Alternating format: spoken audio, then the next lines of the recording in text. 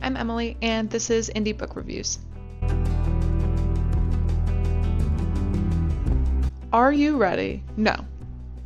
You are not ready for today's book review. We are reviewing our first fantasy today. I'm so excited. I recently got into the fantasy romance thing. It was, Throne of Glass, and then ACOTAR, and then Fourth Wind, whatever in between. Now I'm just fully in it. I'm writing it too. Get my book if you want it. Anyway, today, our book is In Beds of Flowers by Jess Layne. This book was something else. Let me just say that. We have 3 points of view and 2 timelines. This book, it was a long book, I think. It took me a week to finish it, so I would consider that a long book. However, it was needed and it was good, so I'm not complaining. Do you have any idea how crazy you have to be to write a book like that? And how good you have to be to write a book that well? I mean, I'm impressed. I'm too simple-minded to write something like that. That complex. Kudos, because, girl, let's get the basics out of the way. There are some trigger warnings in here. Trigger warnings, I don't remember if they're at the front of the book, but I'm giving it to you because I feel like it's necessary.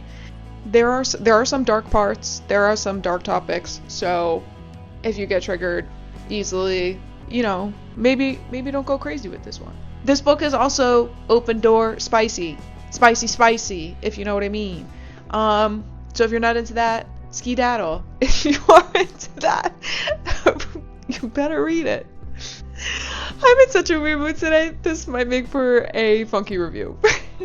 If there's a lot of cuts, more than usual, you know why.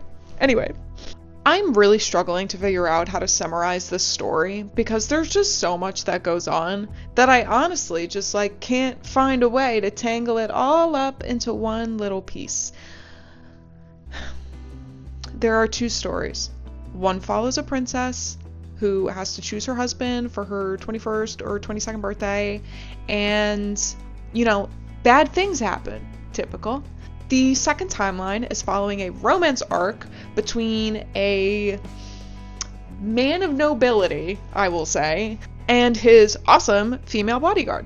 I'm really struggling to speak, and I'm also really struggling to summarize the story. So we're just going to move on, and I'm going to explain the parts that I liked about it. Great. Writing quality. Starting it off easy. This was a 4.4 out of 5 stars. You have to be talented to write in the first person for 3 different people in 2 timelines. So the fact that everybody's voice was different was fantastic. That every character was unique, every setting was unique, all of the plots were unique. It was easy to tell where I was, which is very, very important in a story that is complex like this.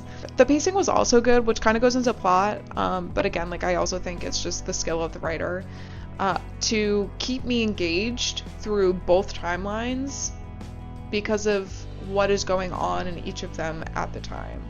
Again, that is way beyond my capabilities, so I just have to applaud the author for doing such a thing. So going into the plot, because this is my favorite part. This book only got better as it went on. There was always something happening. If something started to slow down in one timeline, the other timeline would pick it right back up, and you kind of swap back and forth. And I know it sounds like a lot when I say it, it sounds too complicated. Almost sounds like tandem reading Tower of Dawn and Empire of Storms. However, it's actually not that bad. Or not bad at all. It's way easier than tandem reading. That is something that, man, you might have to pay me to do that again. But this was really good, and I'm really looking forward to the next book, which we'll get into later. I also forgot to mention that plot was a 4.5. So, there's that. There were a lot of exciting moments, and oh my god, before I forget, the wow factor in this book is something I've literally never seen before. Obviously, I'm getting a little worked up about it because I aspire to be able to do this to somebody someday. But the amount of times that I was just mind blown, speechless. And by speechless, I mean screaming, because what in the world? There were so many connections. It almost felt like It almost felt like this author has written mystery before, because there's just plot twist after plot twist after plot twist. Big reveals. I couldn't keep up. No, I couldn't keep up. And it was amazing. And I loved every single one of them because, again, screaming. And it happened more and more as the book went on. So, like I said, as the book went on, it got better. Also, the romance in the second half of the book was literally my favorite. I can't wait for it to continue in the second book. I loved it so much. It was not at all what I expected, but I'm so here for it. So that's what I have to say about the plot. Characters we have at a 4.6.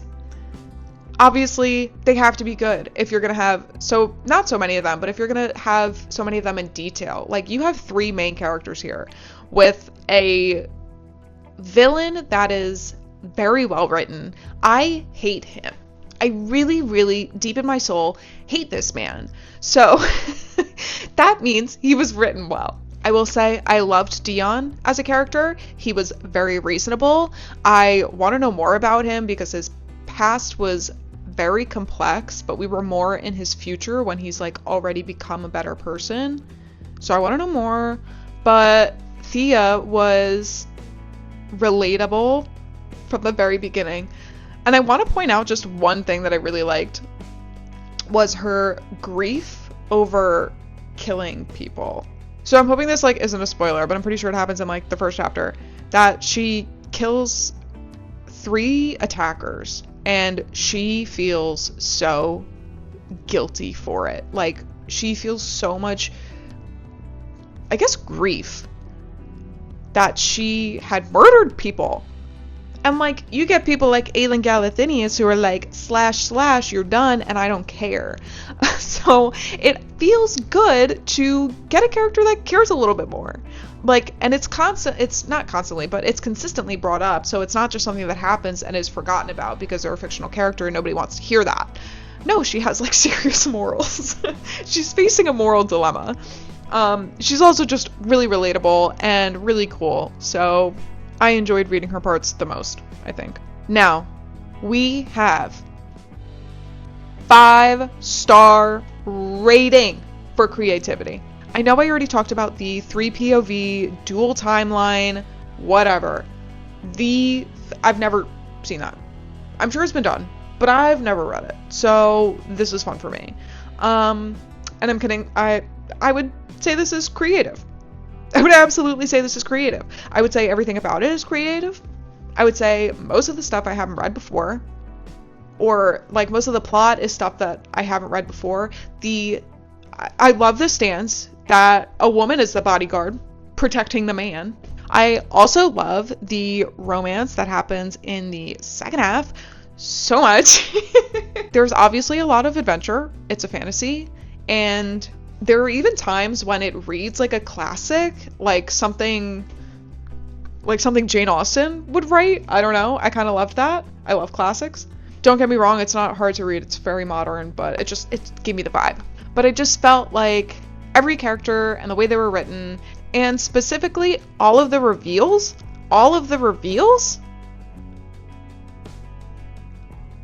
Wow. Like, I can't remember a time where I read a book and was just blown away that frequently because of how many like reveals and plot twists there were. The creativity to come up with these like intertwining links is insane. Again, I struggle. I have something to learn from you, Jess Layne. I'd also just like to point out that in my notes that I have in my little book here, under creativity, it just says, "You're joking." My overall feeling was a little bit complicated. At the beginning, it was like a 4. I was like, yeah, this is cool. Yeah, this is cool. And then by the end, you should just see my notes go from like lowercase to capitalized to exclamation points.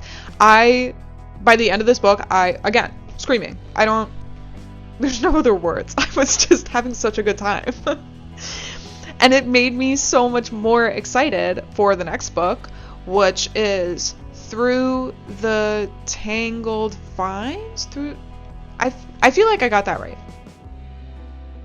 I'm really excited for that because I feel like it follows the romance of the second half. And as you all should know, and by should know, I mean I'm telling you right now, as you all will now know, I am a romance girly. Nothing in this world beats a romance book. I love fantasy romance, but I love the romance more. It's what makes my heart beat. Okay? And the second half of this book had my heart. Goodbye. It went out the window or something. So, my overall feeling, I averaged it and I gave it a 4.4. Honorable mention to Addison because yum. And and I just want to apologize that my thoughts are so scattered today, and I have a feeling that none of this is going to make sense, but I'm going to try my best to edit it to make it seem like I know what I'm saying. I just am feeling scattered today. So let's wrap it up. We average out at a 4.58 for In Beds of Flowers by Jess Layne, aka 4.6 because we always round up here, and that's where we're leaving off today.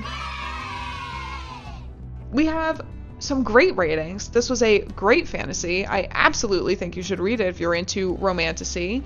And I don't think the release date for the second book is out yet, TBD, but I know she's like gathering an ARC team. Can I be on it, please? I need it. I need it before everybody else. So ARC team, please. I will make a review out of it. Please give it to me. Okay, so I'm done being silly now. Go follow Jess Layne on Instagram, wherever she has an account. I don't care. Go get her book too, because that's great and you should totally read it. And that I do care about. I really do think you should read this. Also, while we're on the... Sorry. Do you mind if I just... While we're on the topic of romantasy, I wrote romantasy books. I have a trilogy. The first book is called Springhaven. And the second book is called Perfidy, and it's coming out on September 2nd. Anyway, so now that that's over with, obviously I'll post all of the links down below, and keep reading. Have a great day. Hi, sorry for the sudden change in scenery. I forgot to mention while I was recording that I cannot commit to doing this every week. I just don't read that fast. So instead, I'm going to do every other week. So it'll be twice a month that I'll come out with reviews. And obviously, I will try to be posting more frequently on my Instagram. I just am really bad at it, but I'm really trying to get better. Also, please ignore my one broken nail. Thank you. Have a great day.